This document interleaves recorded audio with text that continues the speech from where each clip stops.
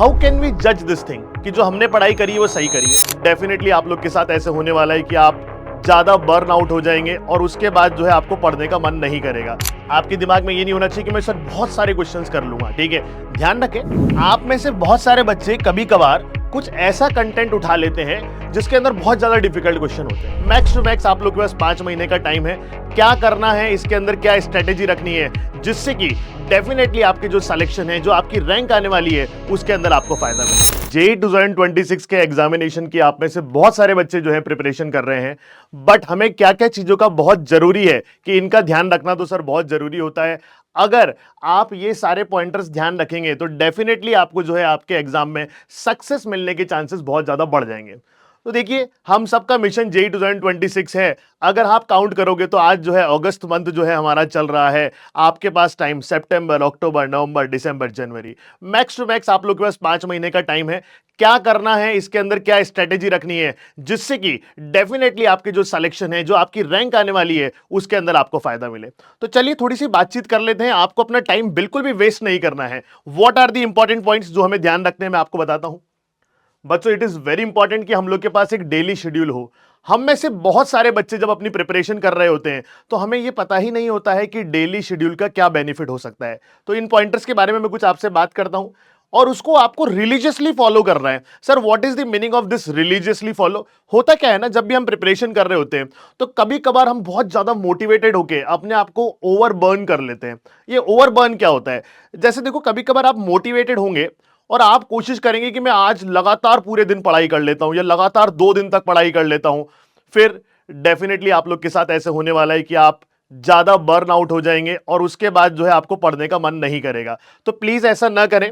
मैं कहूंगा कि जो बचपन में जैसे आप एक शेड्यूल बनाया करते थे वैसा शेड्यूल आज भी बनाएं। तो अगर आपको याद हो तो आप बचपन में एक टाइम टेबल बनाते थे आपके लिए। आपके पास डेफिनेटली एक डेली टाइम टेबल होना चाहिए। It is very important guys, daily time table हो। अब देखो, उसमें क्या होता है ना, हम लोग ऐसा फिक्स कर लेते हैं कि 2 घंटे मैं फिजिक्स पढ़ूंगा, 2 घंटे केमिस्ट्री, 2 घंटे मैथ्स। ये टाइम टेबल क्या हो सकता है बेटा, वेरी कर सकता है आपका, डिपेंडिंग ऑन कि आपके इंस्टीट्यूट की क्लासेस कैसे हैं। ठीक है, आप कहीं भी पढ़ रहे हैं, आपका इंस्टीट्यूट का एक शेड्यूल होता है। उस शेड्यूल के अंदर आप कैसा अपना एक टाइम टेबल बना सकते हैं। तो टाइम टेबल में बेटा देखो 2 चीजें होती है। एक तो जो है आपकी कोचिंग की classes, plus this is very important आपकी सेल्फ स्टडी। सेल्फ स्टडी जो है, ध्यान रखना, वही आपको सिलेक्शन में आगे लेके जाएगी, वही आपका सिलेक्शन करवाएगी। सेल्फ स्टडी में क्या क्या चीजें इंक्लूड होती है आपको पता होना चाहिए कि सर आप होमवर्क जो है हम कर रहे हैं या नहीं कर रहे हैं, उसके बारे में ध्यान रखें। और होमवर्क के अलावा जो है, इट इज वेरी इंपॉर्टेंट आप चीजों का रिविजन करें। जो आपने नोट्स बनाए हैं, नोट्स को पढ़ें। तो एक डेली शेड्यूल होना बच्चों आप लोग के पास बहुत जरूरी है, रिविजन और होमवर्क। अब देखो, एक रिलीजियस अगर आप शेड्यूल बनाएंगे तो आपको एक पता होगा कि मुझे क्या क्या चीजें फॉलो करनी है। चेंज हो सकता है, कभी फिजिक्स ज्यादा, कभी केमिस्ट्री ज्यादा, कभी मैथ्स ज्यादा। तो ध्यान रखना, एक डेली टाइम टेबल होना बहुत जरूरी है। दूसरा, जब भी आप प्रिपरेशन कर रहे होंगे तो ये डेली टाइम टेबल आपको गाइड कर रहा होगा, समझ रहे हो? तो आप इस गाइडेंस के थ्रू आप कंटिन्यूसली अपनी प्रिपरेशन कर सकते हैं। आगे चलते हैं, कुछ और पॉइंटर्स पे बात करते हैं जो बहुत इंपॉर्टेंट है आप लोग के लिए। वेरी इंपॉर्टेंट कि आप अपने कोचिंग मटेरियल पे पहले फोकस करें। देखो, प्रॉब्लम क्या होती है हमारे साथ, हम क्या सोच रहे होते हैं, जैसे मैं फिजिक्स का एग्जांपल लेता हूं। जब मैं फिजिक्स का एग्जांपल लेता हूं तो मुझे ऐसे पता चलता है कि एक HCV करके एक बहुत बढ़िया बुक है, मैं वो भी पढ़ लेता हूं। ठीक है, मैं क्या करता हूं, मैं किसी और कोचिंग का मटेरियल भी ले लेता हूं। मार्केट में ऐसे बहुत सारे अच्छे अच्छे ऑथर्स की बुक्स हैं, हम सोचते हैं कि हम वो बुक भी ले लेते हैं। ठीक है, अब इसमें प्रॉब्लम क्या हो जाती है, it happens with many students, आपके पास एक चंक ऑफ बुक्स बन जाता है, एक पाइल बन जाती है बुक्स की, और आप सोच रहे होते हैं कि सर कौन सी करूं, कौन सी ना करूं। ठीक है, बहुत अच्छी अच्छी किताबें हैं, बट देखो एक चीज समझना, आपका जो भी कंटेंट है, अगर आप एक कोचिंग इंस्टीट्यूट में पढ़ रहे हैं तो आपका एक जो पूरा का पूरा कंटेंट आपको दिया गया है उसके अंदर ऑलरेडी सेग्रीगेटेड क्वेश्चंस आपको दे दिए गए हैं। कुछ ऐसे क्वेश्चंस दे दिए गए हैं कि अगर आप उन पे फोकस करेंगे तो डेफिनेटली आपके सिलेक्शन के जो है चांसेस बढ़ जाएंगे। तो very important thing, don't go for multiple books, don't go for multiple books. Multiple books के लिए ना जाएं बच्चों। ठीक है, एक बहुत जो इंपॉर्टेंट चीज होती है जो हम लोग नहीं ध्यान रखते हैं वो ये है कि quality always matters, quality is must बेटा। क्वालिटी पे जो है जाएं आप, क्वांटिटी के पीछे ना पड़े आप। आपके दिमाग में ये नहीं होना चाहिए कि मैं सर बहुत सारे क्वेश्चंस कर लूंगा, ठीक है। ध्यान रखें, अगर आप 30-40 क्वेश्चंस जो हैं बेसिक लेवल के लगा रहे हैं, 30-40 आप अच्छे लेवल के लगा रहे हैं, 30-40 क्वेश्चंस आप एडवांस लेवल के लगा रहे हैं, तो अगर एक चैप्टर के आप जो है 100 से 150 क्वेश्चंस भी अगर आप कर रहे हैं जिनमें आपने पूरी अच्छी सी क्लैरिटी अपने दिमाग में रख रखी है, तो डेफिनेटली आपको उस चैप्टर का जो है कंटेंट, उस चैप्टर का जो है कॉन्सेप्ट्स की क्लैरिटी अपने आप बढ़ जाएगी। तो don't go for the quantity की, सर मैं बहुत सारे 500 क्वेश्चन कर लूंगा, 600 क्वेश्चन कर लूंगा। इतना करने का आपके पास बहुत बार टाइम नहीं होता है। आपको 11th का रिवीजन भी करना है जेई के एग्जामिनेशन से पहले, तो ध्यान रखें quality is always very important. Multiple resources के पीछे नहीं भागना है। सर हमें पता कैसे चलेगा कि हमारी प्रिपरेशन सही चल रही है गलत चल रही है? This is very important to understand. तो उसे कैसे चेक कर सकते हैं आप? ध्यान से देखिए, always practise PYQ of JEE Main and JEE Advanced, very important. देखो यार, हमें हमारा टारगेट पता है, तभी हम जो है उसको अचीव कर सकते हैं। अब होता क्या है, देखिए आप में से बहुत सारे बच्चे कभी कभार कुछ ऐसा कंटेंट उठा लेते हैं जिसके अंदर बहुत ज्यादा डिफिकल्ट क्वेश्चन होते हैं, या फिर आप ऐसा कंटेंट, ये तो रेयरली होता है बट कुछ बच्चे ऐसा भी करते हैं कि ऐसा कंटेंट उठा लेते हैं जिसमें बहुत ज्यादा इजी क्वेश्चन होते हैं। ऐसा नहीं होना चाहिए। आपको ऐसे कंटेंट से प्रैक्टिस करनी है, पहली बात तो, जो बिल्कुल एप्रोप्रिएट था। आपने लेवल 1 पे वो सारी चीजें कंप्लीट कर ली, जैसे मैंने कहा आपको पीछे वाली स्लाइड में, कोचिंग मटेरियल, आपने कोचिंग मटेरियल अपना कंप्लीट कर लिया है। नाउ हाउ कैन वी जज दिस थिंग कि जो हमने पढ़ाई करी है वो सही करी है या गलत करी है? आप अगर पीवाईक्यू क्वेश्चंस को समझ पा रहे हैं या उनमें से 50-60% क्वेश्चंस भी पहले अटेम्प्ट में कर पा रहे हैं, तो इसका मतलब आप सही ट्रैक पे थे। ये ध्यान देना बहुत जरूरी है बच्चों। तो देखिए आप क्या करें, सबसे इंपॉर्टेंट थिंग, जेई मेन के पीवाईक्यूज को रिगरसली करें, वेरी इंपॉर्टेंट। सर हमारा टारगेट जेई एडवांस नहीं है, वो हम बाद में सोचेंगे जेई मेन के बाद। प्लीज ऐसा सोच के जेई एडवांस के क्वेश्चंस को देखना बंद ना कर दें। आपका जेई एडवांस के क्वेश्चंस को करने की वजह से जो है थॉट प्रोसेस इंक्रीज होता है। अंडरस्टैंड दिस थिंग, जो जर्नी है आपकी आईआईटी प्रिपरेशन की, ये आपके माइंड को आप कैसे अच्छे से यूज कर सकते हैं ये भी आपको सिखाती है। तो जेई मेन पीवाईक्यू को आप ज्यादा से ज्यादा करने की कोशिश करें। मैं कहूंगा कि अगर आप जो है इस तरह से लेवल पे चल रहे हैं कि आउट ऑफ 100 आप 50-60 पीवाईक्यूज पहले अटेम्प्ट में कर पा रहे हैं, फर्स्ट अटेम्प्ट में, तो आप सही ट्रैक पे चल रहे हैं। क्योंकि अगर आप रिवीजन भी करेंगे, चीजों को अच्छे से समझेंगे भी सही, तो ये नंबर बढ़ के 70-80 तक आपका पहुंच जाएगा, which is a very good score. Then आप साथ साथ में जेई एडवांस के पीवाईक्यू भी करें।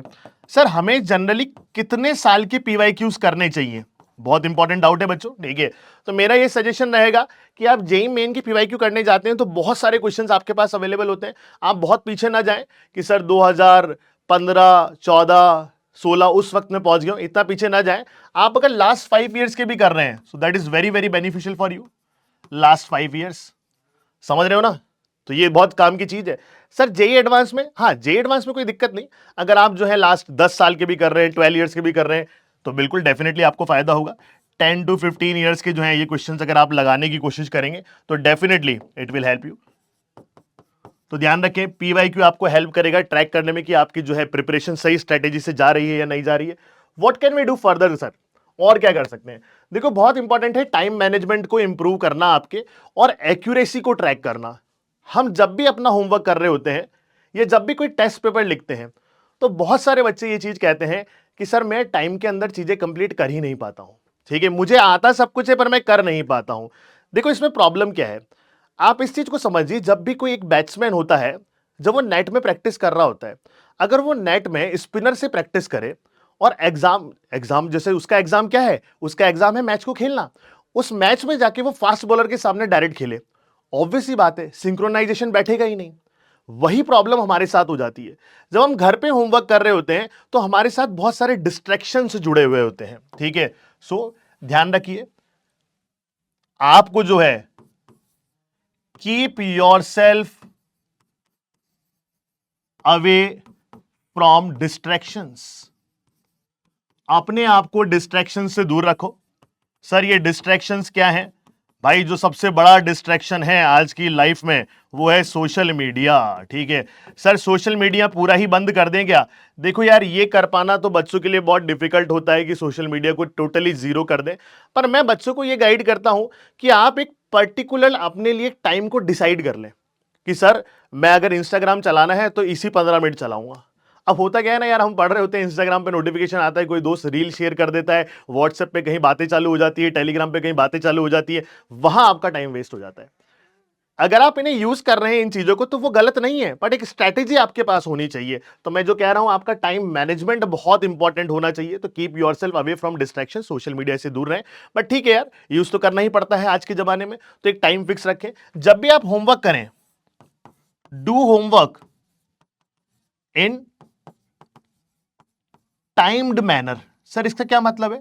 इसका मतलब है आपके पास जब आप होमवर्क कर रहे होते हैं ना, तो आपके दिमाग में क्लैरिटी होनी चाहिए कि मैं फिजिक्स पढ़ने बैठा हूं, I will target 20 question in next 1 our.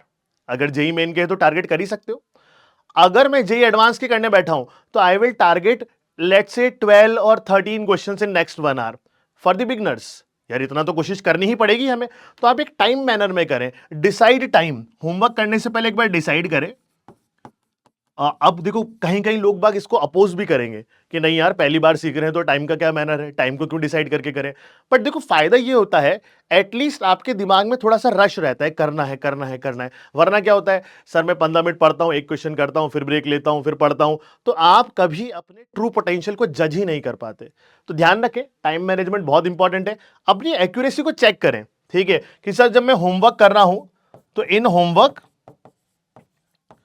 how many questions I am doing correct? How many questions I am doing are correct? मैं कितने सही कर पा रहा हूं? ठीक है, अगर मान लो मैं कहता हूं कि एक बच्चा होमवर्क में हमेशा 50% क्वेश्चन ही ठीक करता है, तो उसको पता चल जाएगा कि मैं अभी किस एक्यूरेसी पे बैठा हूं। ठीक है, ऑब्वियसली बात है, पेपर में इससे एक्यूरेसी बढ़ेगी। रीजन, अभी आप रिवीजन भी तो करोगे। So that's how it is very important कि आप अपनी एक्यूरेसी पता कर पाए, मैं कितनी सिली मिस्टेक्स कर रहा हूं, वो टाइम के प्रेशर में ही आपको पता चलेगा। सो ध्यान रखें, बहुत इंपॉर्टेंट बात है। Next, what to do the next, timely revision is must. ठीक है, देखो ये जैसे ये बच्चा कंफ्यूज हो जाता है ना कि सर क्या, सर फॉर्मूला क्या था, मैं भूल गया, ऐसा बहुत सारे बच्चों के साथ होता है। तो आप जो कह रहा हूं मैं, इस चीज को बनाने की कोशिश करें, ये सेल्फ खुद की बनाई हुई होनी चाहिए। ठीक है, एक होती है बेटा चीट शीट। ठीक है, अब बच्चे बोलेंगे सर आप चीटिंग के लिए बोल रहे हो। अरे भाई, हम चीटिंग के लिए नहीं कह रहे हैं, हम कह रहे हैं खुद की चीट शीट। ये क्या होती है? इसे कहते हैं आप एक पेज पे सारे फॉर्मूलाज लिखें। जितनी बार आप लिखेंगे उतने ज्यादा चांसेस है कि आपको फॉर्मूला याद हो जाए। बचपन में यही तो करते थे, एप्पल, ए फॉर एप्पल कितनी बार लिख देते थे। ठीक है, वैसे ही एक चीट शीट मतलब फॉर्मूला शीट खुद से बनाए। ठीक है, मेरा बच्चों को हमेशा ये भी सजेशन रहता है कि जब भी आप जो है कोई क्वेश्चन कर रहे हो, ठीक है, नेक्स्ट 5-6 मंथ्स के लिए अगर आप इसे यूज करेंगे, डेफिनेटली आपको बहुत फायदा होगा। बच्चों, आप जब भी कोई क्वेश्चन मॉड्यूल के अंदर या किसी बुक के अंदर कर रहे हो, आपको लगे क्वेश्चन बहुत अच्छा था, तो आप स्टार मार्क बनाए क्वेश्चन पे, स्टार मार्क। अब देखो, कोई बच्चा बोले सर मैं स्टार नहीं बनाता, मैं सन, मैं मून कुछ बना देता हूं, दैट डजंट मैटर। एक आइडेंटिफिकेशन आपको देना होता है क्वेश्चन को कि ये क्वेश्चन अच्छा था, मैं इसे दोबारा करूंगा 15 दिन बाद, 1 महीने बाद। तो ये जो चीजें हैं, ये बच्चे को ध्यान रखना बहुत जरूरी है। स्टार मार्क बनाए, star mark for good questions and solve them again, दोबारा सॉल्व करें। ठीक है, तो ये बहुत इंपॉर्टेंट बातें हैं बेटा।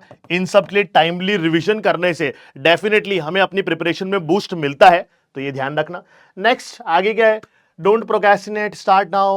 बहुत इंपॉर्टेंट है, हम बहुत बार प्रोक्रेस्टिनेट कर रहे होते हैं। सर ये प्रोक्रेस्टिनेशन क्या होता है? देखो, हम ये सोच रहे होते हैं कि कल सुबह से उठ के ये करूंगा, ऐसा नहीं करना यार। ठीक है, अगर आपको किसी भी दिन मोटिवेशन फील हो तो आज से ही चालू करो, टुडे इज द डे, कल का वेट मत करना। ठीक है, और एक प्लान के साथ आगे बढ़ना। ठीक है, एकदम से कोई जादू नहीं होने वाला है।